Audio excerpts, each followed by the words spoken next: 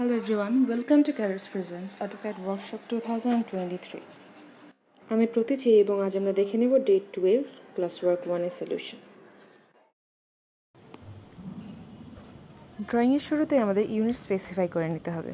যেহেতু ড্রয়িং এ কোনো unit select করে দেওয়া ছিল না, তাই আমরা ইচ্ছামতো ইউনিট নিতে পারি।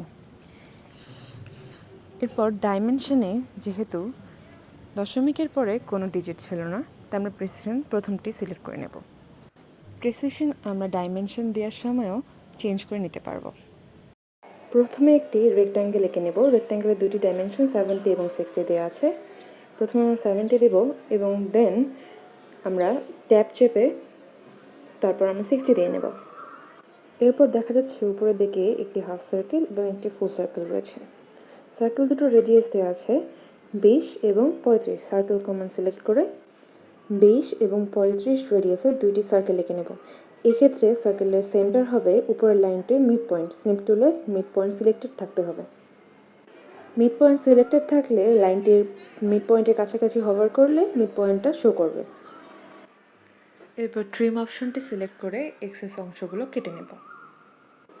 এবার নিচের দিকে যে রেক্ট্যাঙ্গেলটি দেখা যাচ্ছে এটা আমরা আঁকবো এবং এবার আমরা ইউজ করব ট্র্যাকিং টুল। প্রথমে লাইন কমান্ড সিলেক্ট করে এরপর আমরা কিবোর্ডে টি-কে লিখব। এরপর বাম দিকে একেবারে নিচের পয়েন্টটি সিলেক্ট করে ফার্স্ট ট্রেসিং পয়েন্ট সিলেক্ট করে নেব। এবার মাউসটিকে ডান দিকে নিয়ে 10 এবং উপরের দিকে নিয়ে 15 লিখব। এরপর দুবার এন্টার চাপব। তারপর আমরা পেয়ে যাব লাইনটির জন্য ফার্স্ট অরিজিন পয়েন্ট। এবার ডান দিকে নিয়ে লাইনটির ডাইমেনশন 50 দেওয়া আছে, 50 লিখব এবং উপরের দিকে নিয়ে আবার ভার্টিক্যালটি 15 ইউনিটের একটা লাইন আঁকবো। এরপর আবার বাম দিকে নিয়ে 50 ইউনিটের একটি লাইন আঁকবো। এবার নিচের পয়েন্টের এন্ড পয়েন্ট পর্যন্ত নিয়ে গিয়ে ক্লিক করে এস্কেপ কি চেপে দেব। এবার আমরা হোম থেকে ডাইমেনশন সিলেক্ট করে ডাইমেনশন দিয়ে স্টার্ট করব, কিন্তু দেখা যাচ্ছে পছন্দ মতো ডাইমেনশন পাওয়া যাচ্ছে না। পছন্দ মতো ডাইমেনশন পেতে অ্যানোটেটে গিয়ে ডাইমেনশনের পাশে ছোট্ট অ্যারোতে ক্লিক করে মডিফাইতে যাব। এবার সিম্বলস অ্যান্ড অ্যারোজে গিয়ে অ্যারো সাইজ 2 এবং টেক্সটে গিয়ে টেক্সট হাইট 3 নিয়ে নেব।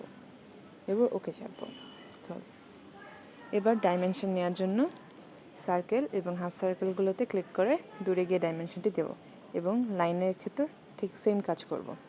দুইটি লাইনের ডিস্টেন্সের জন্য দুইটি লাইনে ক্লিক করে দেন সুবিধা মতো জায়গায় ডাইমেনশনটি নিয়ে ক্লিক করব।